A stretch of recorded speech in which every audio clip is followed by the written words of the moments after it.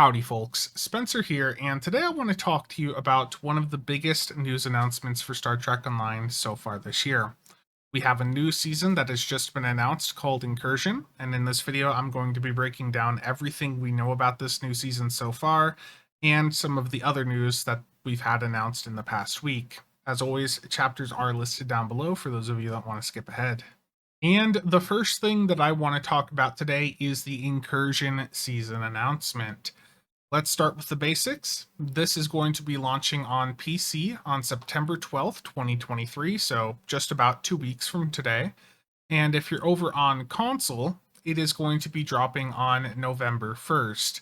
Unfortunately, this type of delay is not uncommon for the console side of STO. If you go back and look at prior years, you'll see that the seasons released in September are often released in mid-October at the earliest, or the beginning of November at the latest. So this is not really a surprise that there's this much of a delay for console. It's just how it typically is. So this season is going to have a return of Garrett Wang as Captain Harry Kim and Kipley Brown as Captain Kumarke. And we're also going to have a new actor in here, Commander Aaron McDonald, played by Dr. Aaron McDonald. So should be interesting to see how this all goes.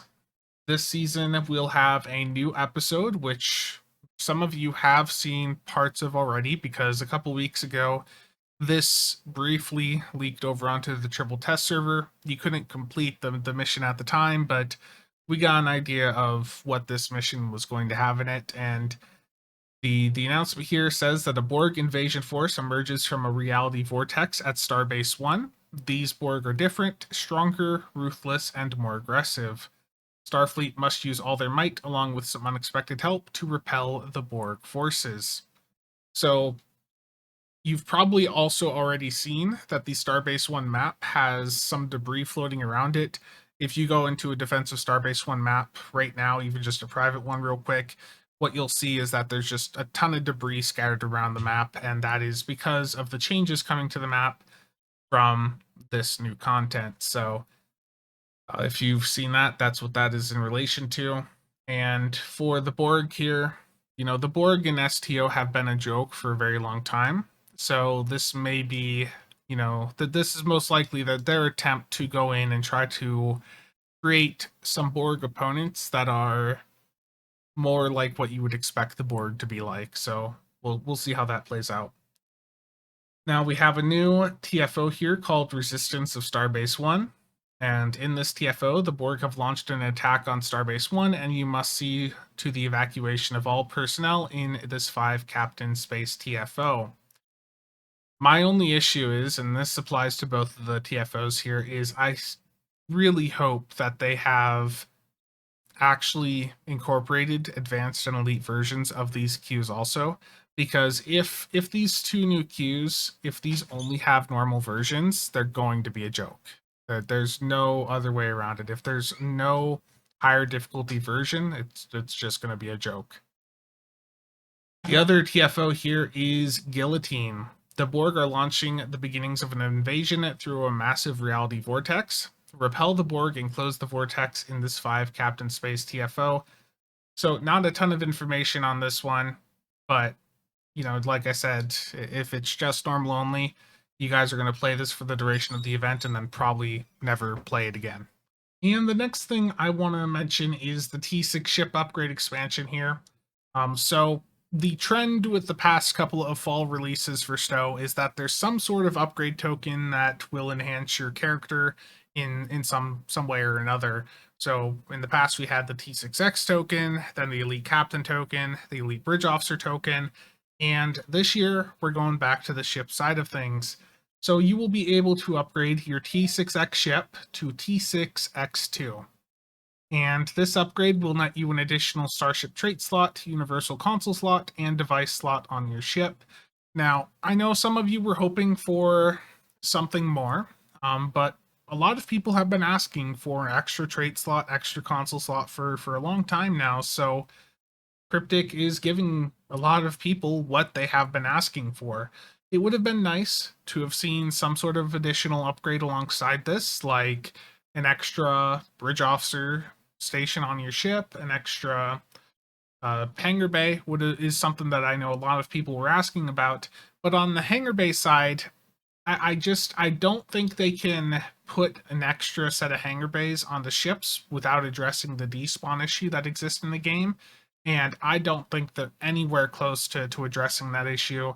Despawn, for those of you not familiar with it, is where when you spawn in enough entities into a map, be it mines or pets, what will happen is that the enemies on the map will disappear.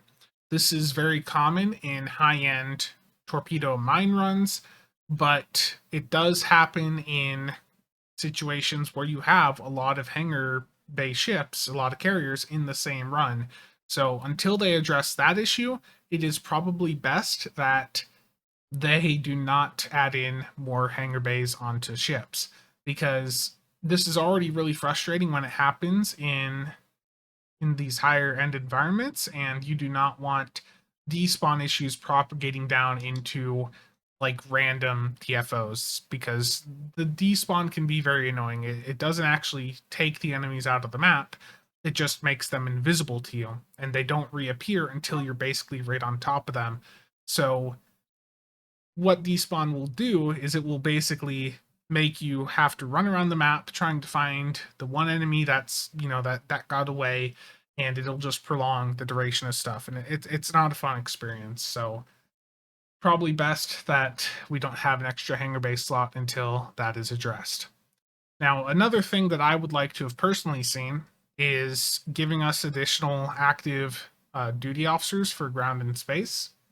That is something that is within the capability of the game. In fact, a couple years ago, there was a feature that let some players get 8 active ground and space duty officers, and that would be a nice upgrade at this point, because a lot of people want to run their crit DOFs, a lot of people want to run their Borg DOFs, and having those 2 extra space and ground duty officers would open up some alternative ways to set some ships up. You might be able to fit the Ox to Bat DOS easier onto your build and things like that. So there's a couple other things that they could have done, but personally, I think the extra Starship trait slot and console slot are going to be a huge boost for a lot of people. And for me, I've been asking for another Starship trait slot for a while, so this is an upgrade that I'm fine with, but I understand why some of you are a little disappointed. Next up, we have the Season 30 event, the Borg Tesseract event. And for playing this event, you will earn a 3-piece adaptation ground set. There's no further info on this. I imagine we'll have a blog about that closer to the release of that event. And for the duration of that event, you'll also be able to claim a free Starfleet Protostar uniform. So just go to the C-Store and claim that for the duration of that event, which will start up again on the 12th. And the last thing here is that we have a Prodigy Lockbox. Now, the press release that Cryptic put up on the ARC website and the Play Star Trek Online website does not have all of the info. But thankfully, Trek Central does have a bit more info about this lockbox, and I'll include a link to their website down below. So this Prodigy Lockbox has a Protostar class starship with proto-drive and reformed living construct console. It will include gear and weapons from Star Trek Prodigy, and it will include 5 different colored melanoid slime worm pets, the adorable Murph from Prodigy. So for those of you that have been wanting Prodigy items in the game, you are going to get it. It's just that it's going to be through a lockbox. So they're going to be showing off some of this stuff on stream tonight, and I will have a full breakdown of the new lockbox once we have more information about things.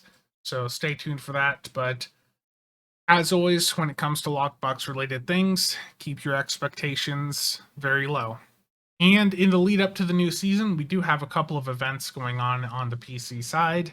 The first being a Red Alert event that starts up on August 31st and runs through September 14th. With this being a 2-week-long Red Alert event, this will drop an experimental ship upgrade token. Again, we don't know if the new T6-X2 upgrade will use the same token as T6-X, but it won't hurt to have a couple on hand just to be safe, so definitely go through and play this event.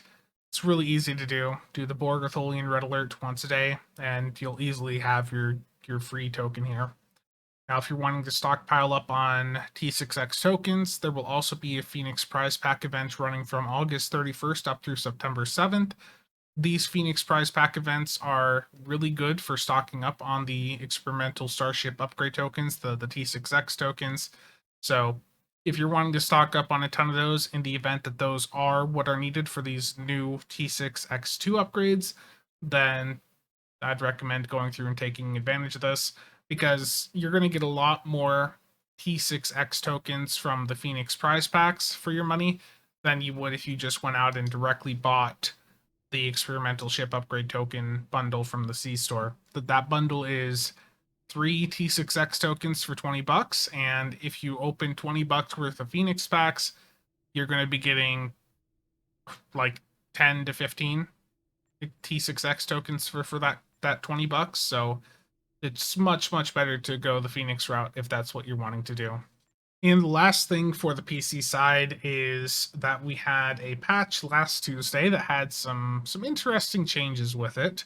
The first thing here is that they remastered a number of environmental objects relating to Borg missions with updated models and materials. And you can go into some of the older Borg maps like Into the Hive and see these changes.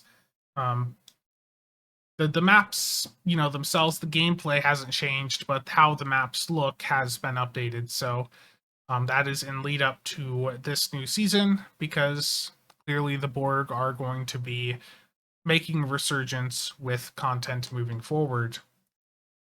And I'll have a link to the Stow Wiki Twitter thread if you want to take a look at those pictures in more detail.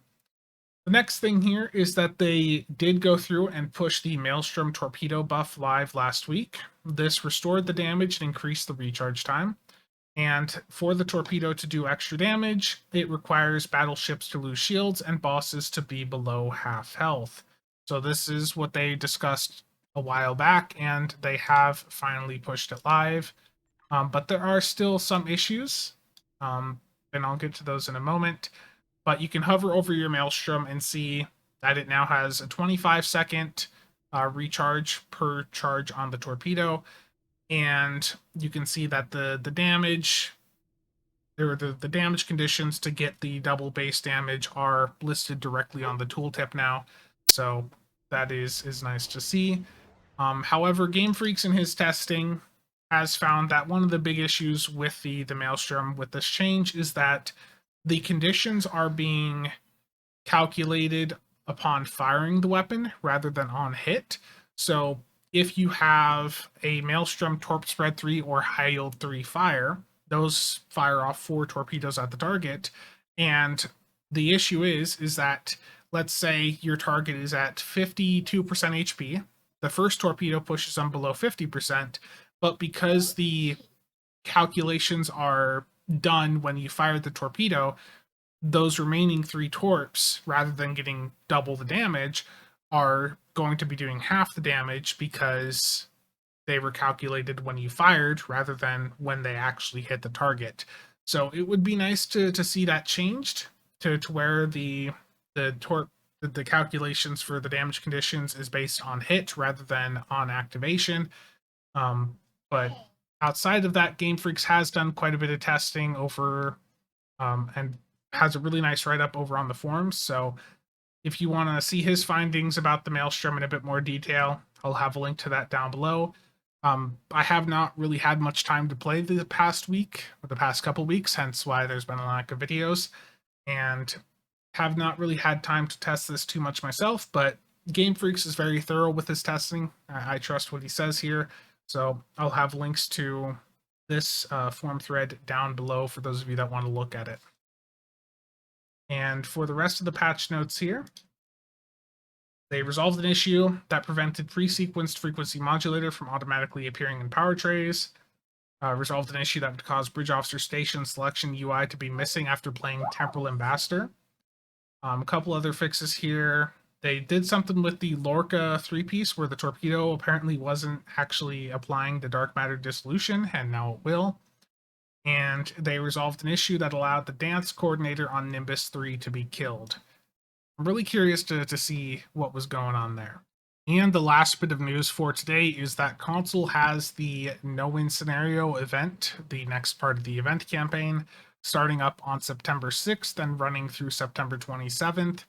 Now, the two queues you can do to get your daily progression for this event is Arena of Sompek and Kobayashi Maru. These are the limited versions that will automatically end after you hit a certain round, so you don't have to worry about being stuck in there for a couple hours. And the rewards here are the Protostar space set, which is a covariant shield, an Omni Beam, and a warp and singularity core. This set has not really been anything super crazy for those of us that have messed around with it on PC. It's more of a just fun gimmick set. It's nothing to worry about for like meta performance. So I might talk about it here in a separate video when I get a chance, but it really is not a set that you need to be too concerned about. Mainly the big priority with this event is just getting your event campaign progression. So make sure to take advantage of that. Again, it is running from September 6th up through September 27th. That is going to be it for today. Again, thank you to all channel members and viewers for the continued support. See you guys around.